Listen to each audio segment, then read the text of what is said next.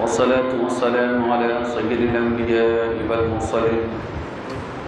وعلى آله الطاهرين الطاهرين الأفضلين الأكرمين إلى يوم الدين. أما بعد، قال الله تبارك وتعالى في القرآن المجيد: أعوذ بالله من الشيطان الرجيم، بسم الله الرحمن الرحيم. ولقد نصركم الله ببدر وأنتم أذلة فاتقوا الله لعلكم تشكرون. صدق الله مولانا العظيم وصدق رسوله النبي الأمين الكريم. قال النبي صلى الله عليه وسلم قال الله تعالى في شان حبيبه: إن الله وملائكته يصلون على النبي يا أيها الذين آمنوا صلوا عليه وسلموا تسليما. اللهم صل على سيدنا شفيعنا وحبيبنا ومولانا محمد وبارك وسلم. معزز سامعین کرام، السلام علیکم ورحمۃ اللہ تعالی وبرکاتہ. حضرات، جیسا کہ آپ جانتے ہی ہیں، آج جشن میلاد النبی صلی اللہ علیہ وسلم کے تحت سیرت مصطفیٰ صلی اللہ علیہ وسلم کے عنوان سے سلسلے وار خطابات ہو رہی ہیں مختلف علماء کرام کے. جیسا کہ کل نبی پاک صلی اللہ علیہ وسلم کے بعثت سے آپ صلی اللہ علیہ وسلم کی مکی زندگی کے بارے میں بیان عنوان رکھا گیا، تو آج کا عنوان غزوہ بدر ہے، کیونکہ اسلام میں یہ ایک اہم جنگ ہے جس سے اسلام کو اللہ تبارک و تعالیٰ نے طاقت و قوت عطا فرمائی، مسلمانوں کو سر بلندی عطا فرمائی. تو اسی کے مطابق چند باتیں آپ کے گوشت گزار کر کے میں اپنی بات کو ختم کرتا ہوں. سب سے پہلے تو ہم یہ جانیں گے کہ غزوہ بدر یعنی جنگ کیوں ہوئی، اس کے بارے میں کیا حالات ہوئے تھے. تو جیسا کہ ہم اور آپ جانتے ہی ہیں، یہ جو جنگ ہوئی ہجرت کے بعد ہوئی، یعنی حضور پاک صلی اللہ علیہ وسلم جب مکہ مکرمہ چھوڑ کر مدینہ منورہ تشریف لے گئے، اس کے بعد یہ واقعہ پیش آیا. تو ہوا یہ، جیسا کہ نبی پاک صلی اللہ علیہ وسلم مدینہ منورہ میں رہنے لگے تو وہاں پر انصار صحابہ جو مدینہ کے رہنے والے ہیں، جنہوں نے مدد کی، ان کو انصار صحابہ کہتے ہیں، مدینہ کے لوگوں. اور جو ہجرت کر کے مکے سے مدینہ تشریف لے گئے ان کو مہاجر صحابی کہتے ہیں، مہاجرین کو کہا جاتا. اور جو وہیں کے رہنے والے تھے، جنہوں نے حضور پاک صلی اللہ علیہ وسلم اور صحابہ کی مدد فرمائی، ان صحابہ کو انصار صحابہ کہتے ہیں. تو بتایا گیا کہ جب حضور پاک صلی اللہ علیہ وسلم ہجرت فرما کر مدینہ منورہ تشریف لے گئے تو وہاں پر آپ صلی اللہ علیہ وسلم نے صحابہ کرام کو مختلف مقامات پر بھیجا. چونکہ مدینہ منورہ میں آپ صلی اللہ علیہ وسلم تشریف فرما تھے تو مدینہ کے جو اطراف مکے کو لگنے والے جو گاؤں قبیلے تھے، وہاں پر کفاران مکہ حملے کیا کرتے اور وہاں پر لوگوں کے مال مویشی وغیرہ لے کر چلے جاتے تھے، لوٹ مار مچاتے، قتل و غارت گیری کر رہے تھے. تو حضور اکرم صلی اللہ علیہ وسلم نے حضرت عبداللہ بن جہاش رضی اللہ عنہ کو ان کی کمانڈری میں، سپہ سالاری میں چند صحابہ کو، 8 سے 12 صحابہ کو مقام پر بھیجا. وہ مقام نخلا تھا، وہاں پر وہ لوگ پہنچے. رجب کی آخری تاریخ ہوا یوں کہ وہاں پر جب وہ لوگ گئے تو وہاں پر چند کفار قریش کے قافلے کے لوگ اپنے ساتھ کچھ تجارت کا مال وغیرہ لے کر جا رہے تھے، جس میں بتایا گیا عمرو بن حضرمی اور عبداللہ بن مغیرہ کے 2 لڑکے، عثمان و نوفل و حاتم بن کسان، یہ لوگ تھے جو کفار قریش کے قافلے کے اندر شامل ہیں. وہ لوگ بہت سارا مال لے کر تجارت کا جا رہے تھے. چونکہ حضور اکرم صلی اللہ علیہ وسلم نے ان صحابہ کو مقرر کیا تھا کہ وہاں پر نگرانی کریں، وہاں سے آنے جانے والے کفار کے جو بھی قافلے ہوں گے اس کی خبر ہم کو دینا. تو ایک ایک اونٹ پر دو دو صحابی تھے۔ تو ایک صحابی کی نظر جیسے ہی اس قافلے پر پڑی تو انہوں نے اپنے ساتھیوں سے کہا کہ دیکھو، اگر ہم ان قافلے والوں کو چھوڑ دیں گے تو یہ لوگ مکہ پہنچ کر ہم لوگوں کے یہاں موجودگی سے مکے والوں کو باخبر کر دیں گے۔ یعنی اگر یہ لوگوں نے ہم کو دیکھ لیا، اگر ہم ان کو چھوڑ دیں گے تو یہ جا کر مکے میں کہیں گے کہ یہاں پر ان کے جاسوس بیٹھے ہوئے ہیں اور ہم لوگوں کو قتل کر دیں گے یا گرفتار کر لیں گے۔ اگر ہم ان لوگوں سے جنگ کریں تو آج رجب کی آخری تاریخ ہے، لہٰذا شہر حرام میں جنگ کرنے کا گناہ ہم پر لازم ہوگا۔ آخر یہی رائے قرار پائی کہ ان لوگوں سے جنگ کر کے اپنی جان کے خطرے کو دفاع کرنا چاہیے۔ یعنی رجب کی آخری تاریخ ہے، رجب کے مہینے میں لڑائی نہیں کرنے کا ہے، لیکن اگر ان کو چھوڑ دیں تو ہم قتل کر دے جائیں گے یا گرفتار ہوں گے، اسلام کو بہت نقصان پہنچے گا۔ تو لہٰذا انہوں نے یہ طے کیا کہ ان کو قتل کر دینا چاہیے۔ چنانچہ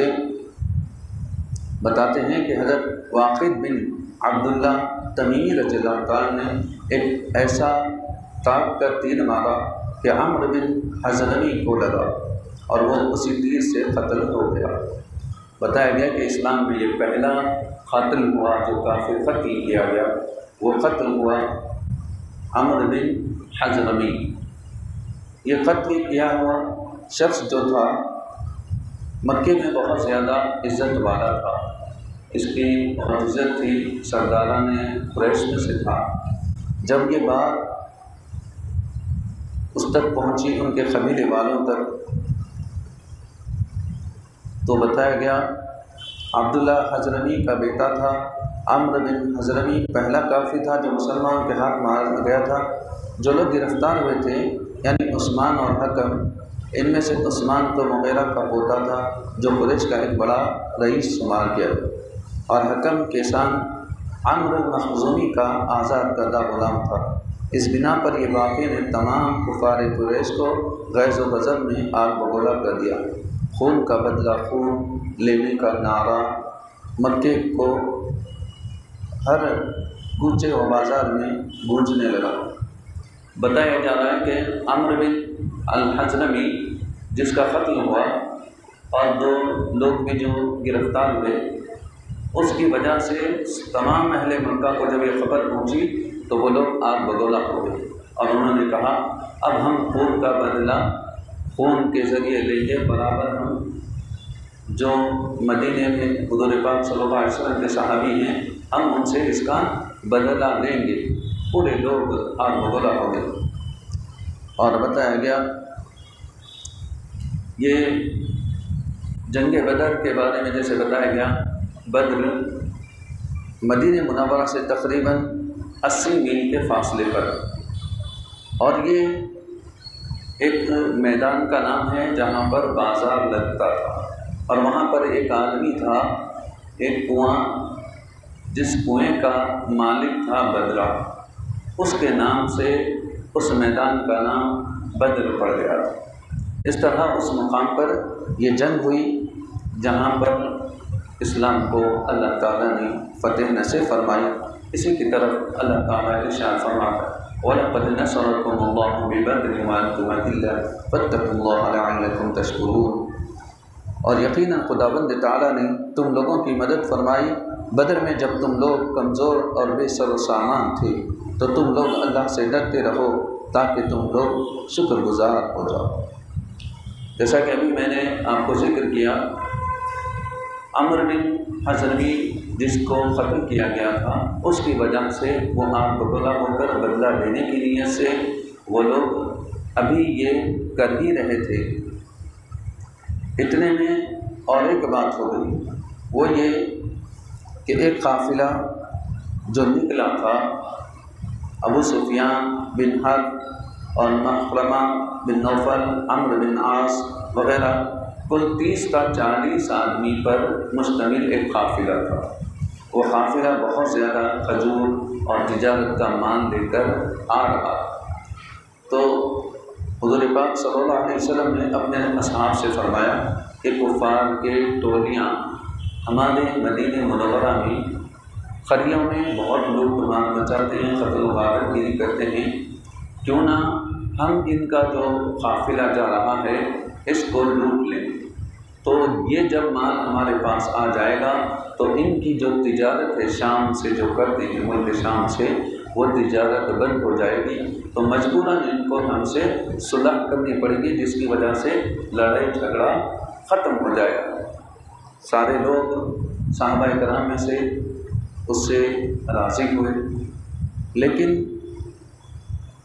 جب یہ آپ صلی اللہ علیہ وسلم قافلے کو لے کر نکلنے کی بات کی تو چند لوگ اس سے ناخوش تھے، کیونکہ یہ جو بات ہو رہی تھی مدینے سے نکل کر لڑائی کرنے کے مترادف تھی یہ بات، کیونکہ یہ بات کفار تک پہنچ گئی کہ اہل اسلام مسلمان وہاں پر شام سے جو قافلہ ہمارا آ رہا ہے اس کو لوٹنے والے ہیں۔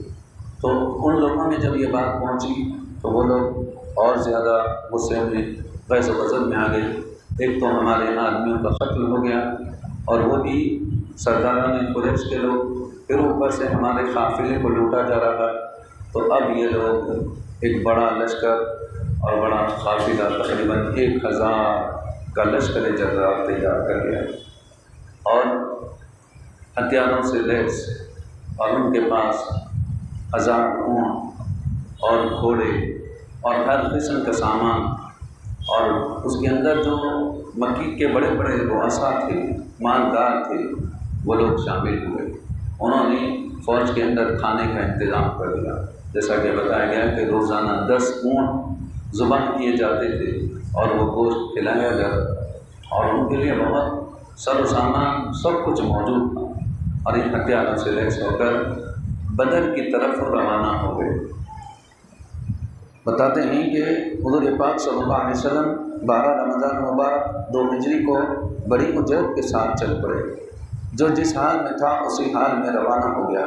اس لشکر میں حضور پاک صلی اللہ علیہ وسلم کے ساتھ نہ زیادہ ہتھیار تھے، نہ فوجی راشن، کوئی بڑی مقدار نہ تھی، کیونکہ کسی کو گمان بھی نہ تھا کہ اس سفر میں کوئی بڑی جنگ ہوگی۔ یعنی یہ لوگ جو صحابہ اکرام کی جماعت تھی، وہ تو صرف وہ جو قافلہ آ رہا ہے اس قافلے کو لے لیں، اس کا مال لے لیں، اس غرض سے جا رہے ہیں، کوئی بڑی جنگ کرنے کے لیے سے وہاں تشریف نہیں لے گئے تھے۔ بتاتے ہیں مگر جب مکہ میں یہ خبر پھیلی کہ مسلمان مسلح ہو کر قریش کا قافلہ لوٹنے کے لیے مدینہ چل پڑے تو مکے میں جوش پھیل گیا، اور ایک دم کفار قریش کی فوج کا حملہ مسلمانوں پر کرنے کے لیے وہ تیار ہو گئے۔ حضور اکرم صلی اللہ علیہ وسلم کو جب اطلاع ملی تو آپ نے صحابہ کو جمع کر کے فرمایا، صورتحال سے آگاہ فرماتے ہوئے ارشاد فرمایا، صاف صاف بیان کر دیا کہ ممکن ہے اس سفر میں کفار قریش کے قافلے سے ملاقات ہو جائے، اور یہ بھی ہو سکتا ہے کہ کفار مکہ کے لشکر سے جنگ کی نوبت آ جائے۔ ارشاد گرامی سن کر حضرت ابوبکر، حضرت عمر فاروق اور دوسرے مہاجرین نے بڑے جوش و خروش کا اظہار کیا، مگر انصار کا منہ دیکھ رہے تھے، کیونکہ انصار نے آپ کے دست مبارک پر بیٹھ کرتے وقت اس بات کا عہد کیا تھا کہ وہ اس وقت تلوار اٹھائیں گے جب کفار مدینے پر چڑھائی کریں گے۔ یہاں مدینے سے نکل کر لڑائی کرنے کی بات تھی، یعنی جو مہاجر صحابہ تھے جو ہجرت کر کے آئے تھے وہ لوگ تو جوش و خروش میں تھے، ہم ضرور لڑیں گے، لیکن انصار صحابہ خاموش تھے، کیونکہ انہوں نے حضور صلی اللہ علیہ وسلم سے بیعت کی تھی کہ اگر کفار مکے مدینے پر حملہ کریں گے تو ہم آپ کے ساتھ رہیں گے، ہم بھی جنگ کریں گے، لیکن وہ معاہدے میں یہ بات تو نہیں تھی کہ مدینے سے نکل کر جنگ کریں گے، تو اس لیے وہ خاموش تھے۔ تو حضور صلی اللہ علیہ وسلم کی طرف دیکھے تو جیسے ہی آپ صلی اللہ علیہ وسلم کی نظر مبارک پڑی تو ایک صحابی جو قبیلہ خزرج کے سردار تھے، سعد بن عبادہ رضی اللہ عنہ، بول اٹھے، یا رسول اللہ، کیا آپ کا اشارہ ہماری طرف ہے؟ خدا کی قسم ہم وہ جوان نثار ہیں، اگر آپ کا حکم ہو تو ہم سمندر میں کود پڑے۔ اسی طرح انصار کے ایک اور معزز سردار حضرت مقداد بن اسود نے کہا کہ یا رسول اللہ، ہم حضرت موسیٰ علیہ السلام کی قوم کی طرح نہیں کہیں گے کہ آپ اور آپ کا خدا جا کر لڑے، بلکہ ہم لوگ آپ کے دائیں بائیں آگے پیچھے سے لڑیں گے، یعنی آپ کے ساتھ رہیں گے، آپ پر آنچ آنے نہیں دیں گے۔ بتایا گیا اسی لشکر میں حضرت سعد بن ابی وقاص رضی اللہ عنہ کے چھوٹے بھائی حضرت عمیر بن ابی وقاص رضی اللہ عنہ بھی تھے۔ تو حضور اکرم صلی اللہ علیہ وسلم نے ارشاد فرمایا چھوٹے بچوں کو نہ لے جایا جائے، ان کو واپس کر دیا جائے۔ جیسے ہی حکم ہوا جو بچے چھوٹے تھے، کم عمر تھے، ان کو واپس بھیجنا شروع کر دیا گیا۔ لیکن جیسے ہی حضرت عمیر بن ابی وقاص رضی اللہ عنہ کو کہا گیا کہ آپ واپس چلے جائیں، تو وہ زار و خطار رونے لگے، کہے کہ میں بھی شریک ہوں گا اس جہاد میں، اس جنگ میں میں بھی شریک ہوں گا۔ اس طرح جب بہت زیادہ وہ رونے لگے تو حضور اکرم صلی اللہ علیہ وسلم نے آپ کو اجازت مت فرما دی، چنانچہ آپ کو بھی جنگ کا جو سامان ہوتا ہے وہ دیا گیا، تلوار دی گئی۔ اور آگے بتایا جاتا ہے کہ ابو سفیان کو جب معلوم ہوا کہ مسلمانوں کا لشکر مسلمان حملہ کرنے والے ہیں، تو اس نے راستہ بدل دیا۔ جو حضرت ابو سفیان جو ابھی ایمان نہیں لائے تھے اس وقت کا واقعہ ہے، اور انہوں نے سمندر کے راستے سے اس مکہ مکرمہ کی طرف اپنا سفر شروع کر دیا۔ اب یہ مسلمان اس سے پہلے کفار وہاں بدر میں پہنچ گئے، اور مکے سے مدینے سے نکل کر حضور پاک صلی اللہ علیہ وسلم اور صحابہ کرام وہاں پہنچنے تک وہ راستہ بدر کے بہت دور نکل چکا تھا، وہ قافلہ کفار کا۔ اب وہ جب دیکھ لیا کہ اب ہمارا قافلہ محفوظ ہے، اس نے ایک خط روانہ کیا مکہ کو کہ ہمارا قافلہ صحیح سلامت ہے، ہم بالکل اطمینان کے ساتھ مکے کو پہنچنے والے ہیں، لہذا آپ لوگوں کو مسلمانوں پر حملہ کرنے کی یا ان سے لڑنے کی کوئی ضرورت نہیں، آپ اپنے گھروں کو واپس ہو جائیں۔ یہ خط پہنچنے تک مکے سے قافلہ کفار کا نکل چکا تھا، مکہ میں خلیفہ تک پہنچ چکا تھا، جعفہ تک وہ پہنچ چکے تھے۔ اب وہاں پہنچنے کے بعد جب معلوم ہوا کہ مکے کو قافلہ صحیح سلامت واپس آ گیا ہے، تو اس میں سے جو رؤساء تھے، جو امن پسند لوگ تھے، انہوں نے کہا کہ اب تو جنگ کی ضرورت نہیں ہے، ہمیں جانے کی بھی ضرورت نہیں، ہم یہاں سے ہی واپس ہو جاتے ہیں۔ لیکن وہاں پر ابو جہل نے کہا ایسا تو ہرگز نہیں ہو سکتا، تو ہماری جو رعب، ہمارا جو دبدبہ ہے مدینے والوں کے اوپر سے ختم ہو جائے، سب لوگ ہمیں بزدل سمجھیں، لہٰذا ہم جب یہ ہتھیاروں سے لیس ہو کر جو شان کے ساتھ جو ہم نکلیں گے، بہادروں کا جو وہ لشکر ہے، یہ اسی طرح بدر میں جائیں گے، ہم وہاں جا کر خوب کھائیں گے، پیئیں گے، ناچ گانا کریں گے، خوب رہیں گے 2-3 دن، اس کے بعد ہم واپس آئیں گے، تب تک لوگوں پر ہماری ڈھال بھی بیٹھ جائے گی۔ اس طرح اس نے کہنے لگا، لیکن دوسرے لوگ نہیں مانے، جس میں سے 2 قبیلے بتایا جاتا ہے، بنو زہرہ اور بنی عدی۔ یہ 2 قبیلے والے انہوں نے کہا کہ ہم تمہارے ساتھ نہیں آئیں گے، ہم تو واپس چلے جاتے۔ اس طرح وہ 2 قبیلے والے واپس چلے گئے، باقی کے لوگ اس قافلے میں موجود تھے۔ بتاتے ہیں کہ تاجدار مدینہ صلی اللہ علیہ وسلم جب بدر میں آئے میدان میں، تو ایسی جگہ پڑاؤ ڈلے جہاں نہ کوئی کنواں تھا نہ کوئی چشمہ، وہاں کی زمین اتنی ریتیلی تھی کہ گھوڑوں کے پاؤں زمین میں دھنستے تھے۔ یہ دیکھ کر حضرت حباب بن منذر رضی اللہ عنہ نے عرض کیا، رسول اللہ، آپ نے پڑاؤ کے لیے جس جگہ کو منتخب فرمایا، یہ وحی کے روح سے ہے یا فوجی تدبیر سے؟ آپ نے فرمایا اس کے بارے میں کوئی وحی نہیں اتری ہے۔ حضرت حباب بن منذر رضی اللہ عنہ نے کہا کہ پھر میری رائے میں جنگی تدابیر کی روح سے بہتر یہ ہے کہ ہم کچھ آگے بڑھ کر پانی کے چشموں پر قبضہ کر لیں، تاکہ کفار جن کنووں پر قابض ہیں وہ بیکار ہو جائے، کیونکہ انہی چشموں سے ان کنووں میں پانی جاتا ہے۔ حضور اکرم صلی اللہ علیہ وسلم نے ان کی رائے کو پسند فرمایا اور اسی پر عمل کیا گیا۔ خدا کی شان کہ بارش بھی ہو گئی،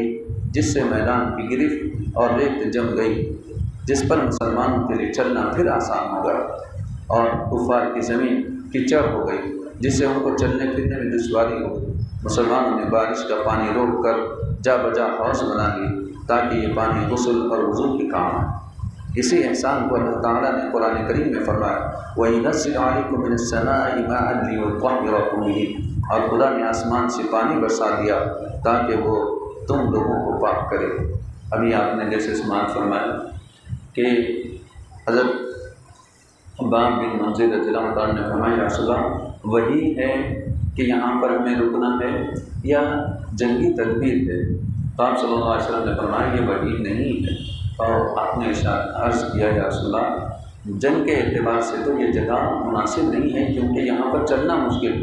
ریت میں چلنے نہیں آ رہا ہے، گھوڑوں کے پیر اندر چلے جا رہے ہیں، یہ بہت مشکل ہے جگہ، اس لہٰذا ہم آگے بڑھتے ہیں، کیونکہ کنوؤں پر انہوں نے قبضہ کر لیا تو ہم چشموں کی طرف چلے جائیں، اور وہاں پر قبضہ کر لیں گے تو وہاں سے جو پانی آتا ہے کنوؤں میں چشموں سے آتا ہے، لہٰذا ہم کو پانی بھی مل جائے گا اور ہم محفوظ بھی ہو جائیں گے۔ چنانچہ اسی دن بارش بھی ہوئی تو وہ ریتی جو تھی وہ اچھی طرح جم گئی، لیکن یہ لوگ زمین پر تھے کفار،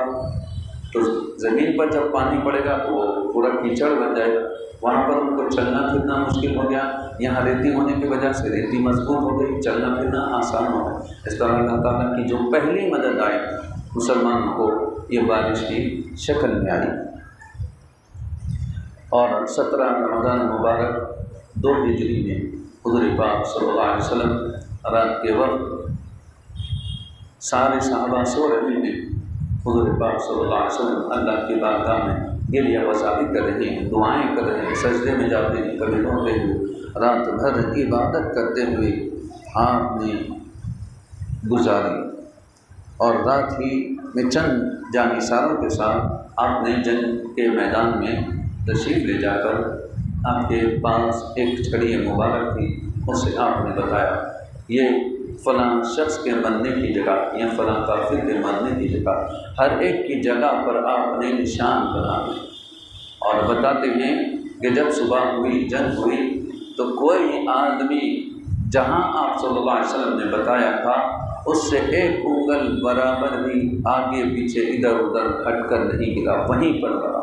تو علماء کرام نے بیان فرمایا، اللہ تعالیٰ نے جب اپنے حبیب پاک صلی اللہ علیہ وسلم کو کان وما یکون کا علم فرمایا، یعنی جو کچھ ہے، جو کچھ ہوگا، جو کچھ ہوا تھا، سب کا علم آپ کو عطا فرمایا، تبھی تو آپ نے جنگ ہوئی بھی نہیں، جنگ میں کیا ہوگا، کون مرے گا، کہاں مرے گا، وہ بھی آپ نے بتلا دیا۔ چنانچہ اس کو مسلم شریف میں اور ابو داؤد میں اس حدیث پاک کو، اس واقعے کو ذکر کیا گیا کہ حضور پاک صلی اللہ علیہ وسلم نے جو لکڑی سے نشان کر کے جو بتلایا تھا، بتاتے ہیں لڑائی کے دوران کفار چونکہ لڑنے کے لیے بےتاب، لیکن اس میں چند ایسے لوگ بھی تھے جو امن پسند تھے، لڑنا نہیں چاہتے تھے، جیسا کہ بتایا گیا حکیم بن حزام جو بعد میں مسلمان ہو گئے، انہوں نے سنجیدہ مزاج میں سپہ سالار جو عتبہ تھا اس کو کہے کہ دیکھو خون ریزی سے کوئی فائدہ نہیں، ہمارا مقصد جو امر بن مخرمی جس کو قتل کیا گیا اس کا بدلہ لینا ہے، تو ہم خون بہا لے لیں، یعنی جس کو قتل کیا گیا اس کے بدلے میں جو قتل کیا اس کو قتل کریں گے یا اس کا بدلہ فدیہ لے لیں گے، اور یہ جنگ ٹل جائے گی، ختم ہو جائے گا مسئلہ۔ تو وہ بات جو سپہ سالار تھا اس کو سمجھ میں آئی، وہ بھی سنجیدہ مزاج تھا، اس نے کہا میرے کو یہ مشورہ اچھا لگا، لیکن ابو جہل سے بھی منظوری لینی پڑے گی کیونکہ وہ بھی سرداروں میں سے تھے۔ چنانچہ ابو جہل کے پاس جب یہ بات گئی تو اس نے اس کی شرارت، اس کے اندر جو لڑائی جھگڑا شیطانی جو دماغ تھا، اس نے کہا ہاں میں سمجھتا ہوں یہ جو کہنے والے ہیں حکیم بن حزام، ان کا ایک بیٹا مسلمان ہو گیا ہے، حذیفہ جن کا نام ہے، وہ ان کے سامنے آئیں گے جنگ میں، اس لیے یہ جنگ کو ٹالنا چاہتے ہیں، اس طرح کی بات کا۔ اور پھر کہا ابو جہل عمر بن مخزمی کے بھائی کو بلا کر عامر بن حضرمی جو تھا اس کو کہا کہ دیکھو یہ تمہارے بھائی کے خون کا بدلہ لینے کے لیے جو ہم نے اتنی تیاری کی، یہ سب ہم تیار ہو کر جو آئے ہیں اس کو ٹالنے کی کوشش کی جا رہی ہے۔ تو اب اس کو بہت غصہ آ گیا اور اس نے کہا عرب کے دستور کے مطابق جب کوئی ایسی بات ہوتی کہ بہت زیادہ برفتہ کرنے اور جو ہے اپنی پریشانی کو ظاہر کرنے تو وہ کپڑے پھاڑ دیتے، تو اس نے کیا کیا، اپنے کپڑے پھاڑ ڈالے اور سر پر دھول ڈالتے ہوئے واہ امرا کا نعرہ لگانا شروع کر دیا۔ اس کا عربی نہیں، کفار قریش کے تمام فوج میں آگ لگا، سارا لشکر خون کا بدلہ خون کے نعروں سے گونج اٹھنے لگا، ہر سپاہی جوش میں آپے سے باہر ہو کر جنگ کے لیے تیار اور بے تاب بے قرار ہو گیا۔ بتایا گیا کہ جب وہ جنگ ٹلنے والی تھی، اس جنگ کو پھر سے ہوا دی ابو جہل نے، اور ابو جہل کی وجہ سے اس کا عمر بن حضرمی کا بھائی اس طرح واغلہ کرنے لگا، تو پورے فوج میں پھر سے وہ جوش اور لڑنے کے لیے وہ لوگ پھر سے تیار ہوئے۔ 17 رمضان کو جمعہ کے دن حضور پاک صلی اللہ علیہ وسلم نے مجاہدین اسلام کے صف بندی کا حکم دیا۔ دست مبارک میں ایک چھڑی تھی، اس کے اشارے سے آپ صفیں درست فرما رہے تھے۔ دیکھیں اسی کے اندر ایک ایسا واقعہ پیش آیا جو صحابہ کرام نبی پاک صلی اللہ علیہ وسلم سے عشق فرماتے تھے۔ آپ صلی اللہ علیہ وسلم جو صفیں درست فرما رہے تھے، حضرت سواد رضی اللہ عنہ ان کا پیٹ مبارک، یعنی آپ ذرا موٹے تھے تو آپ کا پیٹ مبارک آگے تھا،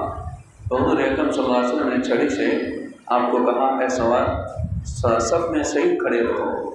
جیسے ہی چھڑی ان کے پیٹ کو لگی، انہوں نے کہا یا رسول اللہ صلی اللہ علیہ وسلم آپ نے میرے پیٹ پر ماری لکڑی چھڑی ماری، میں اس کا بدلہ لینا چاہتا ہوں، قصاص لینا چاہتا ہوں۔ جیسے ہی یہ کہا سارے صحابہ حیرت سے دیکھنے لگے یہ کیسا مطالبہ کر رہی ہیں۔ پھر حضور اکرم صلی اللہ علیہ وسلم نے فوراً اپنے قمیص مبارک کو اٹھایا اور کہا اے سواد تم اپنا قصاص لے لو، اور چھڑی ان کو دے دی۔ تو آپ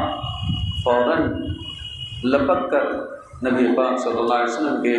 شکم مبارک کو بوسہ دیتے ہیں، اور اس کے بعد آپ صلی اللہ علیہ وسلم کے جسم مبارک کو اپنا جسم مبارک لگا دیتے ہیں اور لپٹ جاتے ہیں۔ اور حضور اکرم صلی اللہ علیہ وسلم فرماتے ہیں اے سواد تم کیا کر رہے ہو؟ تو آپ عرض گزار ہوتے ہیں یا رسول اللہ صلی اللہ علیہ وسلم میں اپنی جان ہتھیلی میں لے کر آیا ہوا ہوں، اب نہیں معلوم کہ میں جنگ میں زندہ رہوں یا نہ رہوں، میں چاہتا ہوں کہ آپ کے جسم مبارک سے میرا جسم مبارک لگ جائے، میری خواہش ہوئی اس لیے میں نے ایسا کیا۔ سارے صحابہ کرام حیرت زدہ۔ تو یہ جو عشق تھا صحابہ کرام کا، اپنی جان سب فدا کر دیتے حضور پاک صلی اللہ علیہ وسلم پر۔ اور ایک واقعہ جیسا کہ بتایا گیا حضور پاک صلی اللہ علیہ وسلم عہد کی پابندی کیسے کیا کرتے۔ حذیفہ بن یمان اور ابو حصیر رضی اللہ عنہ یہ دو صحابی تھے، یہ دونوں کہیں سے آ رہے تھے، ابھی ان کو پتہ نہیں تھا کہ مسلمانوں کا قافلہ آ چکا ہے، کفار وہاں جمع ہو چکے ہیں، یہ سب ان کو نہیں معلوم۔ تو کفار ان کو روک لی اور روک کر کہا کہ تم لوگ کہاں جا رہے ہو؟ تم مسلمانوں کی مدد کے لیے جا رہے ہو، لہٰذا تمہیں قتل کر دیا جائے۔ انہوں نے کہا ہمیں کچھ نہیں معلوم، ہم مسلمانوں کے قافلے میں نہیں جا رہے ہیں، ہم کو نہیں معلوم، ہم لڑنے کے لیے نہیں جا رہے۔ تو انہوں نے کہا کہ تم وعدہ کرو، تم کافروں سے ہمارا جو لشکر ہے اس سے نہیں لڑو۔ انہوں نے کہا ہم وعدہ کرتے ہیں ہم نہیں لڑیں گے۔ چنانچہ ان سے وعدہ کر کے وہ لوگ نکلے، وہاں سے نکلنے کے بعد حضور پاک صلی اللہ علیہ وسلم کی خدمت میں حاضر ہوئے، جبکہ لشکر پورا تیار۔ حضور اکرم صلی اللہ علیہ وسلم کے سامنے واقعہ پیش کیا تو آپ صلی اللہ علیہ وسلم نے فرمایا تم فوج سے الگ رہو تم دونوں، کیونکہ ہم کو اللہ تبارک و تعالیٰ نے جو حکم دیا ہے کہ عہد کی پابندی کی جائے، وعدے کی پابندی کی جائے۔ اور کیسا وقت ہے، بہت نازک وقت ہے، جنگ کے وقت تو یہ سب نہیں دیکھا جاتا، جنگ میں تو سب جائز کرتے وہ سب کچھ کر گزرتے ہیں لوگ، لیکن حضور پاک صلی اللہ علیہ وسلم کے قربان جائیں عہد و پیمان کو جیسے آپ صلی اللہ علیہ وسلم نے نبھایا، فرمایا کہ تم دونوں جنگ میں شامل نہیں ہوگے کیونکہ تم نے وعدہ کیا ہے تم جنگ نہیں لڑو گے، لہٰذا تم لشکر سے الگ ہو۔ اور اس کو ذکر کیا گیا باب الوفا میں، مسلم شریف میں اس حدیث پاک کو اس واقعے کو نقل کیا گیا، تو پتہ چل رہا ہے کہ ایسے موقع پر بھی صحابہ اکرام کو حضور صلی اللہ علیہ وسلم شریک نہیں فرمایا، جبکہ یہاں پر 313 صحابہ، وہاں پر 1000 کا لشکر، اور وہ بھی لشکر کیسا، وہ سپاہی ہیں، یہ جو لوگ ہیں عام لوگ ہیں مسلمان، یہ کوئی سپاہی لڑنے والے فوجی نہیں ہیں، وہ لوگ فوج میں لڑنے کا ہنر رکھنے والے، ہتھیاروں سے لیس، کھا پی کر ہر طرح سے وہ آسائش میں کھا پی کر لڑن جنگجو ہیں وہ، لیکن ایسے وقت بھی جو دو جانثار آئے ہیں ان دو جانثاروں کو حضور صلی اللہ علیہ وسلم نے منع فرمایا، اس وجہ سے محض کہ تم نے وعدہ کیا نہیں لڑو تو ٹھیک ہے مت لڑو۔ آپ دونوں لشکر جب آمنے سامنے آ گئے تو قرآن اعلان فرمایا قد کان لکم آیۃ فی فئتین التقطا فئۃ تقاتل فی سبیل اللہ واخری کافرۃ یرونہم، جو لوگ باہم لڑے ان میں تمہارے لیے عبرت کا نشان، ایک خدا کی راہ میں لڑ رہا تھا اور دوسرا منکر خدا تھا۔ حضور اکرم صلی اللہ علیہ وسلم دعا فرمائے، کیا دعا فرمائے سنیے، خداوند تو نے مجھ سے جو وعدہ فرمایا ہے آج اسے پورا فرما دو۔ آپ پر اس قدر دقت اور محویت طاری تھی جوش گریہ سے چادر مبارک دوش انور سے گر پڑی تھی۔ بتایا جاتا ہے سیرت ہشام میں ہے کہ حضور اکرم صلی اللہ علیہ وسلم اتنی گریہ وزاری کیے، رو رو کر دعائیں کر رہے تھے کہ آپ کے کاندھے مبارک سے چادر نیچے گر گئی، لیکن آپ صلی اللہ علیہ وسلم بس رو رو کر دعائیں کر رہے ہیں، فرما رہے ہیں کہ اللہ یہ جو تھوڑے سے مسلمان جمع ہوئے ہیں آج ان کی مدد نہ کی جائے تو روئے زمین پر کوئی اللہ اللہ کہنے والا نہیں رہے گا۔ آپ رو رو کر دعائیں کر رہے ہیں۔ حضرت ابوبکر صدیق رضی اللہ عنہ دیکھتے ہیں جب بہت زیادہ گریہ وزاری ہوتی تو حضرت ابوبکر صدیق رضی اللہ عنہ چادر مبارک لے جاتے ہیں نبی پاک صلی اللہ علیہ وسلم کے کاندھے مبارک تو اس میں مبارک پر ڈالتے ہیں اور آپ کو آہستگی سے باادب احترام کے ساتھ پکڑتے ہیں اور عرض گزار ہوتے ہیں یا رسول اللہ اب درس کیجیے، اللہ تبارک و تعالیٰ آپ کے ساتھ جو وعدہ کیا ہے اس کو پورا کرے گا۔ تو جب آپ عرض گزار ہوتے تو حضور اکرم صلی اللہ علیہ وسلم وہ دعا جو گریہ زاری کر رہے تھے اس کو ختم فرماتے اور آپ کی زبان مبارک پر یہ الفاظ بار بار دہرائے جا رہے تھے حضور صلی اللہ علیہ وسلم سیہزم الجمع ویولون الدبر، یعنی عنقریب کفار فوج کو شکست دے دی جائے گی اور وہ پیٹ پھیر کر بھاگ جائیں گے۔ یہ حضور اکرم صلی اللہ علیہ وسلم بار بار دہراتے چلے جا رہے تھے سیہزم الجمع ویولون الدبر۔ آگے بتایا گیا لڑائی شروع ہوئی، سب سے پہلے مقتول عمرو بن حضرمی جو تھا اس کا بھائی عامر بن حضرمی وہ باہر نکل آیا اور اس نے جنگ کے لیے طلب کیا مقابلے کے لیے۔ عمر رضی اللہ تعالیٰ کے غلام حضرت مہجع رضی اللہ تعالیٰ میدان میں نکلے اور لڑتے ہوئے شہادت سے سرفراز ہوئے۔ پھر حارثہ بن سراقہ رضی اللہ عنہ حوض سے پانی پی رہے تھے کہ ان کو کفار کا ایک تیر لگا، وہ بھی شہید ہو گئے۔ حضور اقدس صلی اللہ علیہ وسلم نے جب جوش جہاد کا باعث فرماتے ہوئے یہ ارشاد فرمایا مسلمانوں اس جنت کی طرف بڑھو جس کی چوڑائی آسمان اور زمین کے برابر ہے، تو حضرت عمیر بن حمام انصاری رضی اللہ عنہ بول اٹھے یا رسول اللہ کیا جنت کی چوڑائی زمین و آسمان کے برابر ہے؟ ارشاد فرمایا ہاں، یہ سن کر حضرت عمیر رضی اللہ عنہ نے کہا واہ واہ، آپ نے دریافت کیا کیوں عمیر تم واہ واہ کس لیے کہا؟ عرض کیا یا رسول اللہ فقط اس امید پر کہ میں بھی جنت میں داخل ہو جاؤں۔ آپ نے خوشخبری سناتے ہوئے ارشاد فرمایا اے عمیر تو بے شک جنتی ہے۔ حضرت عمیر رضی اللہ عنہ اس وقت کھجور کھا رہے تھے، جیسے ہی یہ خوشخبری سنی کھجور پھینک دیے اور فوراً جنگ کے لیے لڑنے کے لیے تیار ہو گئے، لشکر لے کر ٹوٹ پڑے اور جانثاری کے ساتھ لڑتے لڑتے شہید ہو گئے۔ بتایا جاتا ہے کہ کفار کا سپہ سالار عتبہ بن ربیعہ اپنے سینے پر شتر مرغ کا پر لگائے ہوئے اپنے بھائی شیبہ بن ربیعہ اور اپنے بیٹے ولید بن عتبہ کو ساتھ لے کر غصے میں بھرا ہوا اپنی صف سے نکل کر مقابلے کی دعوت دینے لگا۔ یعنی تین لوگ جو بڑے بڑے بہادر، بہت زیادہ سرما، طاقتور جیسے پہلوان ہوا کرتے ہیں، وہ تینوں نکلے غصے کی حالت میں اور کہا کہ ہم سے مقابلے کے لیے کون آتا ہے، اس طرح کی دعوت دی۔ تو اس وقت حضور پاک صلی اللہ علیہ وسلم نے ان کے لیے چند صحابہ کو بھیجا، جس میں حضرت عوف، حضرت معاذ، حضرت عبداللہ بن رواحہ، یہ تین صحابی کو حضور صلی اللہ علیہ وسلم بھیجے۔ لیکن اس نے کہا، عتبہ نے کہا یہ ہمارے جوڑ کے نہیں ہیں، یعنی ہم تو بہت اعلیٰ نسب والے، اعلیٰ خاندان والے ہیں، ان لوگوں کو آپ بھیج رہے ہیں، ہم ان سے نہیں لڑیں، ہمارے لیے تو کوئی بڑے خاندان والے، بڑے حسب و نسب والوں کو بھیجو، ہمارے جوڑ کے نہیں ہیں یہ لوگ۔ تب نبی پاک صلی اللہ علیہ وسلم حضرت حمزہ رضی اللہ عنہ، حضرت علی رضی اللہ عنہ، حضرت عبیدہ رضی اللہ عنہ کو حکم دیا کہ آپ لوگ ان تینوں کے مقابلے کے لیے نکلے۔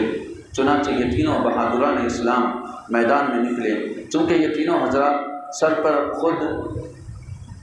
پہنے ہوئے تھے، یعنی سر کو باندھے ہوئے تھے، جو ٹوپی وغیرہ ہوتی ہے یا جنگ کی ٹوپی ہوتی یا امام شریف باندھے ہوئے تھے، تو یہ لوگ ان کو نہیں پہچانے اور پوچھا کون لوگ ہو۔ جب ان تینوں نے اپنے اپنے نام نسب بتائے تو عتبہ نے کہا ہاں اب ہمارا جوڑ ہے۔ جب ان لوگوں میں جنگ شروع ہوئی تو حضرت حمزہ، حضرت علی، حضرت عبیدہ رضی اللہ عنہ نے اپنے ایمانی شجاعت کا ایسا مظاہرہ کیا کہ بدر کی زمین دہل گئی اور کفار کے دل تھرا گئے، اور ان کے جنگ کا انجام یہ ہوا حضرت حمزہ نے عتبہ کا مقابلہ کیا، دونوں انتہائی بہادری کے ساتھ لڑتے رہے، مگر آخرکار حضرت حمزہ رضی اللہ عنہ نے اپنی تلوار کی وار سے مار مار کر عتبہ کو زمین پر ڈھیر کر دیا، یعنی حضرت حمزہ نے عتبہ کو قتل کر دیا۔ ولید نے حضرت علی رضی اللہ عنہ سے جنگ کی، دونوں نے ایک دوسرے سے بڑھ چڑھ کر قاتلانہ حملہ کیا، خوب لڑے، لیکن اسد اللہ الغالب کی ذوالفقار نے ولید کو مار گرایا، وہ ذلت کے ساتھ قتل ہو گیا۔ مگر عتبہ کے بھائی شیبہ نے حضرت عبیدہ رضی اللہ عنہ کو اس طرح زخمی کر دیا کہ وہ زخموں کی تاب نہ لڑ کر زمین پر بیٹھ۔ یہ منظر دیکھ کر حضرت علی رضی اللہ عنہ جھپٹے اور آگے بڑھ کر شیبہ کو قتل کر دیا۔ یعنی اس طرح یہ تین جو دشمنان اسلام، بڑے بڑے سردار، ان کو تینوں نے حضرت عبداللہ، حضرت علی رضی اللہ عنہ اور حمزہ رضی اللہ عنہ، حضرت عبیدہ رضی اللہ عنہ، انہوں نے قتل کر دیا۔ لیکن حضرت عبیدہ رضی اللہ عنہ کو زخم آ گیا ہاتھ پر اور بہت زیادہ زخمی ہو گئے تھے، نیچے گر گئے تھے، تو حضرت علی رضی اللہ عنہ نے شیبہ کو قتل کر کے حضرت عبیدہ رضی اللہ عنہ کو اٹھا کر نبی پاک صلی اللہ علیہ وسلم کی خدمت میں حاضر کیے، کاندھے پر اٹھا کر رہے، اور ان کی پیلی ٹوٹ کر چور چور ہو گئی تھی، نلی کا گودا بیٹھا۔ اس حالت میں عرض گزار ہوئے یا رسول اللہ کیا میں شہادت سے محروم رہا؟ ارشاد فرمایا کہ نہیں، ہرگز نہیں، بلکہ تم شہادت سے سرفراز ہو گئے۔ حضرت عبیدہ رضی اللہ عنہ نے کہا یا رسول اللہ اگر آج میرے اور آپ کے چچا ابو طالب زندہ ہوتے تو وہ مان لیتے کہ ان کے اس شعر کا مصداق میں ہوں۔ غرض یہ کہ یہ جو جنگ جاری تھی اس میں سعید بن العاص کا بیٹا عبید، جو سر سے پاؤں تک لوہے کی زرہ ٹوپی وغیرہ پورا پہن کر آیا، صرف اس کی 2 آنکھیں نظر آ رہی تھیں اور وہ جنگ کے لیے اپنے مقابلے کے لیے للکار رہا تھا۔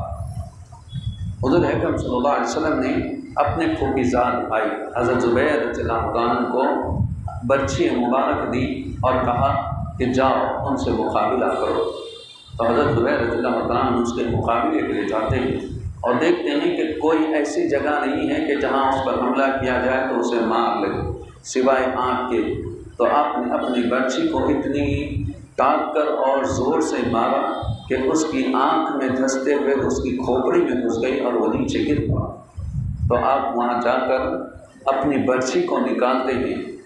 وہ اسی وار کی وجہ سے قتل ہو جاتا ہے، وہ کھینچ کر نکالتے ہیں تو اس کی منڈی پوری خم ہو جاتی ہے، ٹیڑھی ہو جاتی ہے، اور وہ نکال کر آپ صلی اللہ علیہ وسلم کی خدمت میں حاضر ہوتے ہیں۔ حضور اکرم صلی اللہ علیہ وسلم وہ برچھی مبارک کو لے لیتے ہیں۔ بتایا گیا کہ وہ برچھی تاریخی ہے، یادگار بن گئی۔ اس کو حضور اکرم صلی اللہ علیہ وسلم نے تبرک کے طور پر اپنے پاس رکھا۔ اس کے بعد حضرت ابوبکر صدیق رضی اللہ عنہ کو اور خلفائے راشدین کے پاس وہ منتقل ہوتی رہی، یعنی ابوبکر رضی اللہ عنہ کے بعد عمر فاروق، پھر حضرت عثمان غنی، پھر حضرت علی رضی اللہ عنہ، ان کے بعد حضرت زبیر رضی اللہ عنہ کے بیٹے صاحبزادے حضرت عبداللہ بن زبیر رضی اللہ عنہ کے پاس وہ برچھی پہنچی۔ اس کے بعد بتایا جاتا ہے کہ بنو امیہ کا جو بادشاہ تھا، گورنر تھا، حجاج بن یوسف ثقفی، اس نے آپ کو شہید کیا تو وہ برچھی اس نے لے لی اور اس کے بعد سے اس کا کوئی پتہ نہیں ہے۔ تو وہ مبارک برچھی حضرت زبیر رضی اللہ عنہ نے جو آپ نے شہید کیا تھا، اس کو قتل کیا تھا۔ اور بتایا گیا کہ عبد الرحمن بن عوف رضی اللہ عنہ صف میں کھڑے ہوئے تھے، بازو سے ایک نوجوان آ کر پوچھتا ہے، بالکل کم عمر بچے تھے وہ، کہ چچا جان ہمیں بتائیے ابو جہل کہاں ہے؟ تو آپ پوچھتے ہیں بیٹے تمہیں ابو جہل سے کیا کام ہے؟ تو وہ عرض گزار ہوئے کہ چچا جان ہم نے سنا ہے وہ رسول اللہ کا دشمن ہے، تو ہم نے عہد کیا ہے اللہ سے جب ہم اس کو دیکھیں گے تو اس کو وہیں پر قتل کر دیں گے یا قتل ہو جائے، ہمیں بتائیے کہاں ہے وہ۔ تو اتنے میں اور ایک نوجوان آتا ہے اور کہتا ہے اسی طرح چچا جان ہمیں ابو جہل کہاں ہے بتائیے۔ اتنے میں ابو جہل قریب سے تلوار لہراتا ہوا اس سے بھری حالت میں وہاں سے گزر رہا تھا، تو بتاتے ہیں کہ دیکھو بیٹا وہ رہا ابو جہل۔ جیسے ہی بتانا تھا، جیسے باز اپنے شکار پر جھپٹتی ہے، یہ دونوں نوجوان فوراً اس پر حملہ آور ہوتے ہیں۔ جیسا کہ بعض روایت میں آتا ہے کہ ایک بھائی نے گھوڑے پر وار کیا، جیسے ہی وہ نیچے گرا دوسرے بھائی نے اس پر وار کیا، ابو جہل کو مار کر وہیں ذلت کے ساتھ قتل کر دیا، بہت بری طرح مارا گیا۔ اب بتاتے ہیں کہ ابھی اس کے اندر تھوڑی سی جان تھی، وہاں سے ایک صحابی کا وہاں سے گزر ہوتا ہے۔ اب یہاں پر اس کی تھوڑی سی تفصیل سماعت فرمائیں۔ دونوں نے اپنی تلواروں سے مار مار کر ابو جہل کو زمین پر ڈھیر کر دیا۔ یہ دونوں لڑکے حضرت معاوض اور معاذ رضی اللہ تعالیٰ عنہما تھے، جو افرا کے بیٹے تھے۔ ابو جہل کے بیٹے اکرمہ نے اپنے باپ کے قاتل حضرت معاذ پر حملہ کر دیا اور پیچھے سے ان کے بائیں شانے کو یعنی بازو کے یہ دوسرے بائیں ہاتھ کو شہید وہ کر دیا، زخمی، اور وہ کٹ گیا اور چمڑے پر باقی رہ گیا۔ حضرت معاذ رضی اللہ عنہ اسی حالت میں لڑتے رہے اور جب دیکھا کہ وہ ہاتھ لڑنے میں دشواری ہو رہی تو اپنا پیر اس پر رکھ کر ہاتھ کو اپنے بدن سے جدا کر دیا اور ایک ہاتھ سے لڑتے رہے۔ اور بتایا گیا کہ حضرت عبداللہ بن مسعود رضی اللہ عنہ جب اس کے پاس سے گزرے، ابو جہل کے جس کے پاس تھوڑی سی زندگی باقی تھی، حضرت عبداللہ بن مسعود رضی اللہ عنہ نے اس کی گردن کو اپنے پاؤں سے روک کر فرمایا، تو ہی ابو جہل ہے نا؟ بتا آج تجھے اللہ نے کیسا رسوا کیا۔ ابو جہل نے اس حالت میں بھی گھمنڈ کے ساتھ یہ کہا، تمہارے لیے کوئی بڑا کارنامہ نہیں، میرا قتل ہو جانا اس سے زیادہ نہیں کہ ایک آدمی کو اس کی قوم نے قتل کیا، یعنی اس کی قوم کے لوگ اس کو قتل کرے، اس سے بڑھ کے کچھ بھی نہیں ہے، کوئی بڑا کارنامہ نہیں ہے، اس طرح کی بات کیا۔ اور کہا ہاں مجھے افسوس ہے کہ مجھے کسان کے بیٹوں نے قتل کیا۔ اس زمانے میں وہ لوگ کفار مکہ مکے والے کسانوں کو بہت حقیر سمجھتے تھے، چونکہ حضرت معاذ رضی اللہ عنہ، حضرت معاذ رضی اللہ عنہ افرا جو تھے ان کے بیٹے تھے، وہ کسان تھے، تو اس نے کہا مجھے افسوس ہے کہ مجھے کسان کے بیٹوں نے قتل کیا۔ غرض یہ کہ اس وقت بھی شیطانیت، اس کا ذہن ایسا گھمنڈ تکبر اس کے پاس تھا۔ آگے دیکھیے ابو البختری، جس کے بارے میں حضور اکرم صلی اللہ علیہ وسلم نے فرمایا تھا کہ اس کے اندر اس لشکر میں کفار کے چند ایسے لوگ بھی ہیں جو کفار کی وجہ سے زبردستی شامل ہوئے، تم ان کو قتل نہیں کرنا۔ اس میں ابو البختری کا بھی نام حضور اکرم صلی اللہ علیہ وسلم نے لیا تھا۔ چنانچہ بتایا گیا حضرت ایک صحابی جو مجزر جن کا نام تھا، انہوں نے اس کو دیکھ لیا، ان کو دیکھ لیا، اور جو ایک اس کے دوست کے ساتھ وہ چل رہے تھے، تو آپ نے کہا کہ دیکھو اے ابو البختری، رسول اللہ صلی اللہ علیہ وسلم کا اگر حکم نہ ہوتا کہ تم کو قتل نہ کرو تو میں ضرور تمہیں قتل کر دیتا۔ تو اس نے کہا تو کیا میرے دوست کے بارے میں حضور صلی اللہ علیہ وسلم نے کیا فرمایا؟ تو آپ نے فرمایا میں تو اسے ضرور قتل کر دوں گا، اس کو میں نہیں چھوڑوں گا۔ جیسے ہی اس طرح کی بات ہوئی تو ابو البختری طیش میں آ کر شعر پڑھنے لگا اور کہا کہ میں شریف زادہ ہوں، میں اپنے دوست کو مشکل میں چھوڑ کر بھاگ جانے والوں میں سے نہیں ہوں۔ اہل مکہ کی عورتیں مجھے تانا کسیں گی کہ دوست کو بری حالت میں چھوڑ کر بھاگ آیا۔ بزدل کہے گا میں تو لڑتے لڑتے اپنی جان دے دوں گا، اپنے دوست کا ساتھ نہیں چھوڑوں گا۔ کہتے ہوئے وہ لڑنے کے لیے آتے ہیں تو ان کو اس کو قتل کر دیا جاتا ہے۔ پھر بتایا گیا امیہ بن خلف جو بڑا دشمن تھا مسلمانوں کا، نبی پاک صلی اللہ علیہ وسلم کا، جنگ بدر میں جب کفر و اسلام کے دونوں لشکر گٹھم گتھا ہو گئے تو امیہ اپنے پرانے تعلقات کی بنا پر حضرت عبد الرحمن بن عوف سے چمٹ گیا کہ میری جان بچائی۔ عبد الرحمن بن عوف رضی اللہ عنہ کو رحم آ گیا، آپ نے چاہا کہ امیہ بچ کر نکل بھاگا، مگر حضرت بلال نے امیہ کو دیکھ لیا۔ حضرت بلال رضی اللہ عنہ جب امیہ کے غلام تھے تو امیہ نے ان کو بہت زیادہ ستایا تھا، اس لیے جوش انتقام میں حضرت بلال رضی اللہ عنہ نے انصار کو پکارا۔ انصاری لوگ دفعتاً ٹوٹ پڑے۔ عبد الرحمن بن عوف نے امیہ سے کہا کہ تم زمین پر لیٹ جاؤ، وہ لیٹ گیا تو حضرت عبد الرحمن بن عوف رضی اللہ عنہ اس کو بچانے کے لیے اس کے اوپر لیٹ کر اس کو چھپانے لگے، لیکن حضرت بلال رضی اللہ عنہ نے ان کی ٹانگوں کے اندر ہاتھ ڈال کر اور بغل سے تلوار گھونپ کر اس کو قتل کر دیا، کیونکہ امیہ جو تھا حضرت بلال رضی اللہ عنہ کو اتنی سخت سزائیں دیا کرتا تھا جس کو ہم آپ سوچ بھی نہیں سکتے۔ تپتی دھوپ میں لٹا کر بغیر کپڑوں کے اوپر پتھر رکھ دیا کرتا اور کئی مرتبہ لکڑی سے اتنا مارتا کہ وہ تھک جاتا، اس کے بعد پھر دم لیتا، پھر مارتا، یہاں تک کہ خون ہو کر حضرت بلال رضی اللہ عنہ بے ہوش ہو جاتا۔ پھر جب ہوش آتا اس وقت بھی آپ کی زبان مبارک پر احد احد اللہ ایک ہے، اللہ ایک ہے۔ وہ چاہتا تھا کہ آپ اسلام سے چھوڑ دیں اسلام،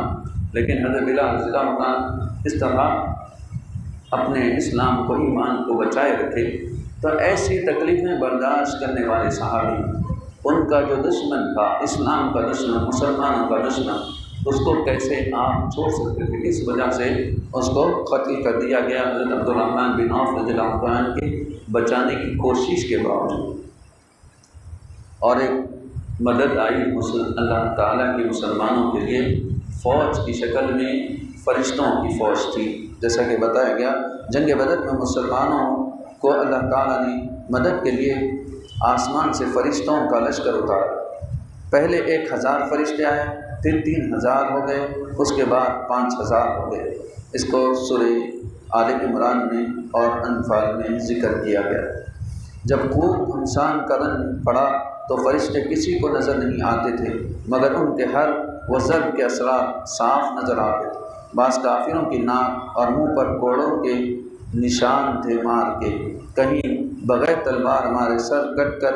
گرتا نظر آتا تھا۔ یہ آسمان سے آنے والے فرشتوں کی فوج کے کارنامے تھے۔ چنانچہ بتایا گیا عتبہ، شیبہ، ابو جہل وغیرہ کفار قریش کے سرداروں کی ہلاکت سے کفار مکہ کی کمر ٹوٹ گئی اور ان کے پاؤں اکھڑ گئے اور ہتھیار ڈال کر بھاگ کھڑے ہوئے۔ مسلمانوں نے ان کو گرفتار کرنا شروع کیا، یعنی 1000 کی فوج آئی، یہاں پر 313 صحابی، وہ بھی کسی کے پاس ہتھیار ہے، کسی کے پاس تلوار ہے، کسی کے پاس لکڑی ہے، اس طرح وہ لڑنے کے لیے آئے ہیں، لیکن ان کے خلاف یہ لڑنا تو دور کی بات ہے، ان سے لڑنے کے بھی ہمت نہیں رکھ کر بھاگ کھڑے ہوئے۔ 70 کفار مارے گئے اور 70 گرفتار کیے گئے، اور اپنا مال جو لے کر آئے تھے وہ اونٹ وغیرہ سامان کھانے پینے کی سب چھوڑ کر بھاگ جاتے۔ بتاتے ہیں جنگ بدر میں کل 14 مسلمان شہادت سے سرفراز ہوئے، جن میں 6 مہاجر اور 8 انصار تھے۔ شہداء مہاجرین کے نام یہ ہیں: حضرت عبیدہ بن حارث، عمیر بن ابی وقاص، حضرت ذو الشمالین، عمیر بن عبد، حضرت عاقل بن ابی بکر، حضرت مہجع، حضرت صفوان بن بیضاء، حضرت اور انصار کے ناموں کی فہرست: حضرت سعد بن خیثمہ، حضرت مبشر بن عبد المنذر، حضرت حارثہ بن سراقہ، حضرت معوذ بن عفرہ، حضرت عمیر بن حمام، حضرت رافع بن معلہ، حضرت عوف بن عفرہ، حضرت زید بن حارث، یزید بن حارث رضی اللہ عنہم۔ یہ شہدائے بدر ہیں، جو ان شہدائے بدر میں سے 13 حضرات تو میدان ہی میں مدفون ہو گئے۔ حضرت عبیدہ بن حارث رضی اللہ عنہ نے چونکہ بدر سے واپسی پر منزل صفرا میں وفات پائی، اس لیے ان کی قبر شریف منزل صفرا میں ہے، یعنی 14 میں سے 13 صحابی کو بدر کے میدان میں ہی دفن کیا گیا، وہیں پر آپ کو رکھا گیا۔ ایک صحابی میدان صفرا، میدان جو جگہ ہے صفرا، وہاں پر ان کو رکھا گیا۔ اور ایک واقعہ بہت ہی اہم ہے جو اس کا تعلق عقیدے سے بھی ہے۔ کفار کے جو لاشیں پڑی ہوئی تھی ان کو، چونکہ یہ بہت زیادہ 70 لاشیں ہیں، الگ الگ 70 گڑھے کام کھودتے بیٹھیں گے، لوگ کم ہیں، تو ایک بڑا گڑھا جو تھا اس میں لاشوں کو کھینچ کر لا کر اس کے اندر ڈالا جانے لگا کفار، اور امیہ بن خلف کی لاش پھول گئی، اس کو جیسے ہی کھینچا جا رہا تھا ہاتھ سے الگ ہو جا رہے تھے، یعنی ہاتھ سے پکڑ کے کھینچے تو ہاتھ الگ ہو، پیر پکڑ کے کھینچیں تو پیر الگ، تو اس کو وہیں پر رکھ کر دفن کیا گیا، باقی کے لوگوں کی لاشوں کو لا کر گڑھے میں ڈال دیا گیا۔ اب وہاں لانے کے بعد بتاتے ہیں جب کفار کی لاشیں بدر کے گڑھے میں ڈال دی گئیں تو حضور اکبر صلی اللہ علیہ وسلم نے اس گڑھے کے کنارے سے کھڑے ہو کر مقتولین کے نام لے کر اس طرح پکارا: اے عتبہ، اے ربیعہ، اے شیبہ، اے فلاں، اے فلاں، کیا تم لوگوں نے اپنے رب کے وعدے کو سچا پایا؟ ہم نے تو اپنے رب کے وعدے کو بالکل ٹھیک سچا پایا۔ حضرت عمر رضی اللہ عنہ وہیں پر کھڑے ہوئے تھے، انہوں نے دریافت کیا: یا رسول اللہ، کیا آپ ان لاشوں سے مخاطب ہیں جو سن بھی نہیں سکتے؟ تو آپ نے ارشاد فرمایا: یا اے عمر، قسم خدا کی جس کے قبضے قدرت میں میری جان ہے کہ یہ تم زندہ لوگ میری بات کو ان سے زیادہ نہیں سن سکتے،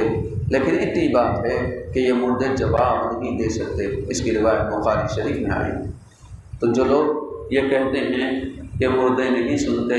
قبر میں جو لوگ ہوتے ہیں نہیں سنتے، تو یہاں بتا رہے ہیں کہ ایک کافر مر گیا،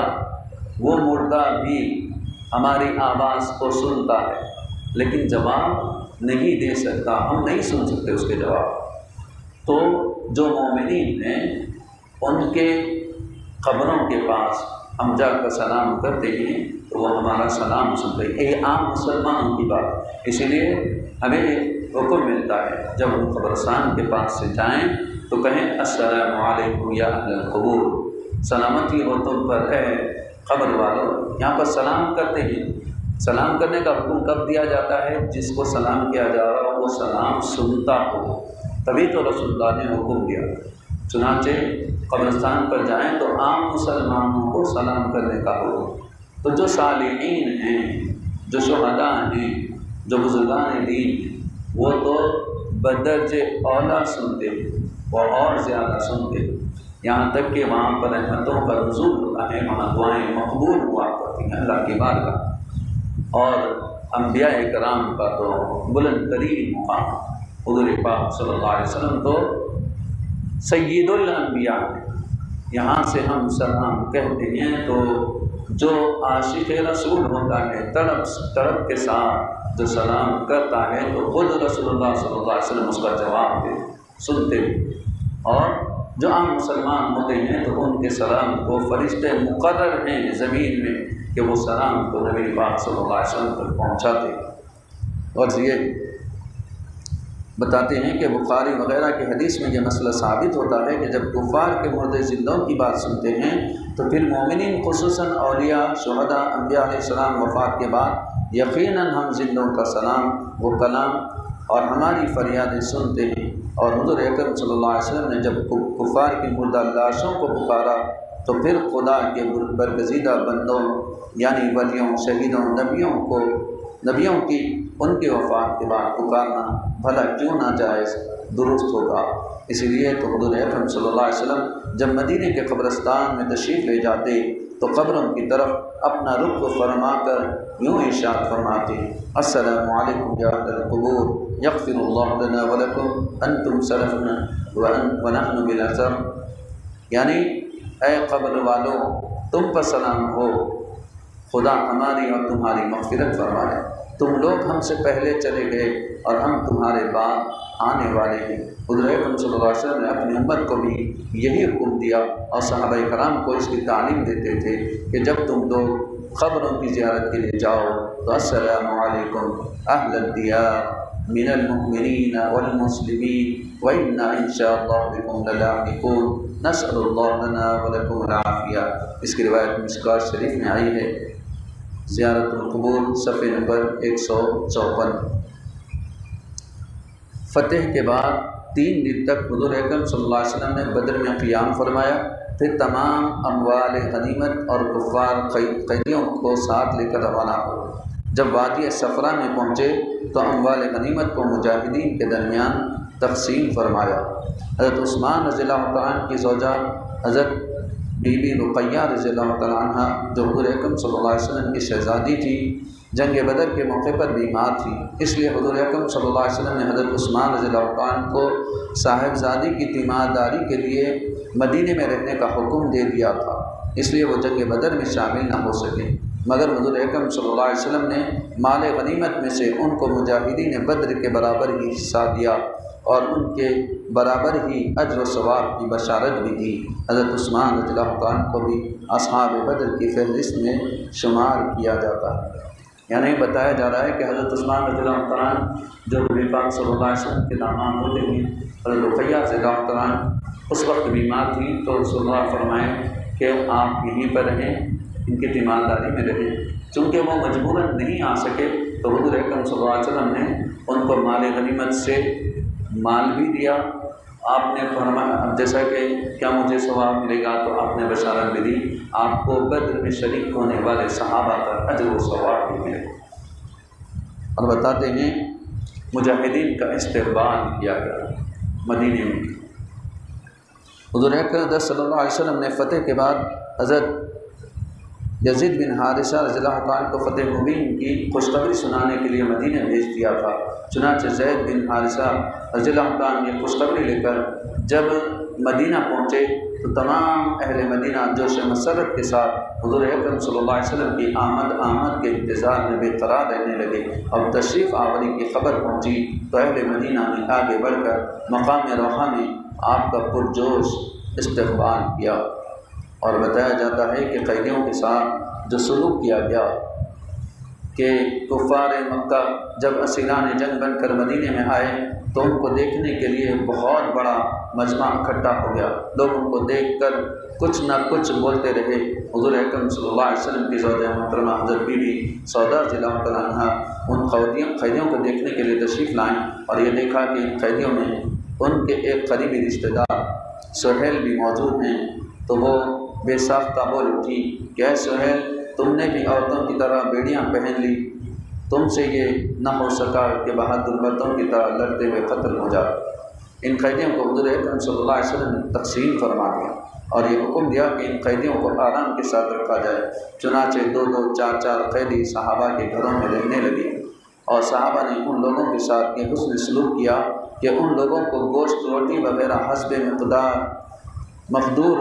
بہترین غذا کھلاتے اور خود کھجوریں کھا کر رہ جاتے۔ دیکھیں آپ اخلاق صحابہ کرام، مہمان کو اچھی طرح رکھنا، تو کوئی قیدی ہے اس کو کھلائے نہ کھلائیں، آج کا جو ماحول ہے اس طرح زندہ رہنے کے لیے جتنا دینا ہے دے کر رکھ دیا جائے، لیکن یہ صحابہ کرام کے اخلاق کے قربان ہیں۔ خود تو کھجور کھا کر کچھ بھی کھا کر گزار کر لیتے، لیکن جو قیدی ہیں ان کو گوشت وغیرہ جو بھی ان کے پاس اچھی غذا ہوتی وہ قیدیوں کو کھلاتے۔ قیدیوں میں حضور اکرم صلی اللہ علیہ وسلم کے چچا حضرت عباس کے بدن پر کرتا نہیں تھا، لیکن وہ اتنے لمبے قد کے آدمی تھے کہ کسی کا کرتا ان کے بدن پر ٹھیک نہیں اترتا تھا۔ حضرت عبداللہ بن ابی منافقین کا سردار چونکہ قد میں ان کے برابر تھا، اس لیے اس نے اپنا کرتا ان کو پہنا دیا۔ بخاری میں یہ روایت ہے کہ حضور اکرم صلی اللہ علیہ وسلم نے عبداللہ بن ابی کے کفن کے لیے اپنا پیراہن شریف عطا فرمایا تھا، وہ اسی احسان کا بدلہ تھا۔ یعنی حضور صلی اللہ علیہ وسلم جو منافقین کا سردار تھا وہ بڑا تھا، اس کا کرتا اس نے حضرت عباس رضی اللہ عنہ کو دیا تھا، تو بہت زمانے کے بعد اس نے یہ وصیت کی کہ مجھے آپ کا پیراہن، آپ کا کرتا، کفن کے لیے آپ کی چادر دی جائے، تو آپ صلی اللہ علیہ وسلم نے اس احسان کا بدلہ، جو چچا کو اس نے کرتا دیا تھا اس کے بدلے میں اس کو چادر دی۔